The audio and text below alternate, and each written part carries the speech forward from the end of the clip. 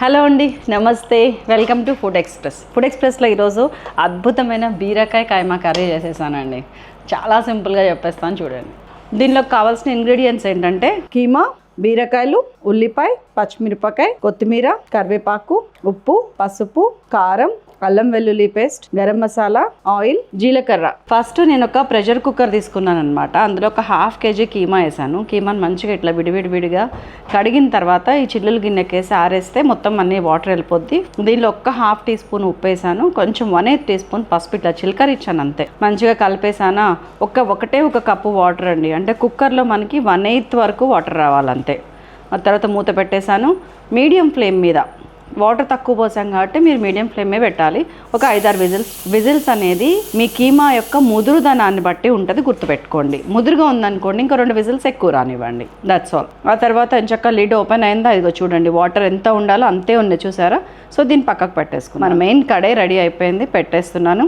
Oil ఒక 4 to 5 tea spoons అండి. నేనైతే తక్కువే తీసుకుంటున్నాను, మీ ఇష్టం, మీరు వేసుకోండి. హెల్త్ కావాలనుకునే వాళ్ళు ఇంతే వేయండి. ఒక 1/2 టీ స్పూన్ జీలకర్రేనండి దీనికి పోపు అంటే. కొద్దిగా కరివేపాకు వేసేసాను.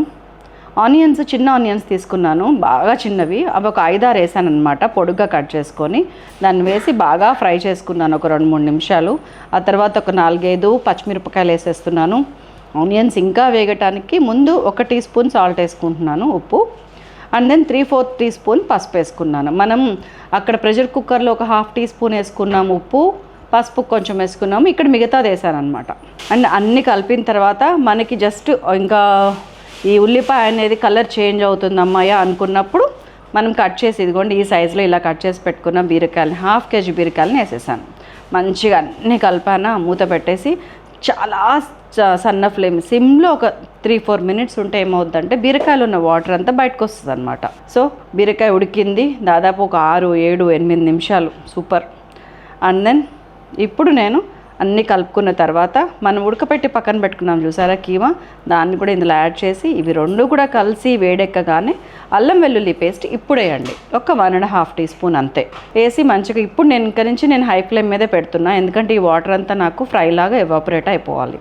ఇప్పుడు ఒక 3 టీ స్పూన్స్ కారం వేసేస్తున్నా. చల్లేసాను చక్కగా. కారం మీరు తినేదాన్ని బట్టి వేసుకోండి, ఉప్పు కూడా మీ టేస్ట్కి తగ్గట్టు వేసుకోండి. బాగా ఫ్రై చేసుకుంటా. నాకు ఎందుకో 1/2 టీ స్పూన్ ఉప్పు పడుతుంది అనిపిస్తుంది, చల్లేసాను. అండ్ మన సైలాస్ కిచెన్ గరం మసాలా పౌడర్ని ఒక 1/2 టీ స్పూన్ జస్ట్ ఇట్లా చిలకరించండి అంతే. ఎక్కువ వేస్తే మసాలా ఫ్లేవర్ వస్తుంది, ఒరిజినల్ టేస్ట్ మిస్ అవుతుంది, గుర్తుపెట్టుకోండి. అండ్ చివరిలో ఒక 4 కర్రీ లీవ్స్, అదేనండి మన కరివేపాకు, కొద్దిగా కొత్తిమీర అన్నీ వేసుకున్నానా. మంచిగా అన్నం కలిపాను, తిన్నానా, అదిరిపోయిందండి. ఇంకేంటి ఆలస్యం, మీరు చేయండి. చూసాక చెప్పండి నాకు ఎలా ఉందో. అన్నీ బాగుంటే మరొక అద్భుతమైన mixed veg and non veg కర్రీతోనే వస్తాను. బాయ్ అండి, thank you so much, keep watching.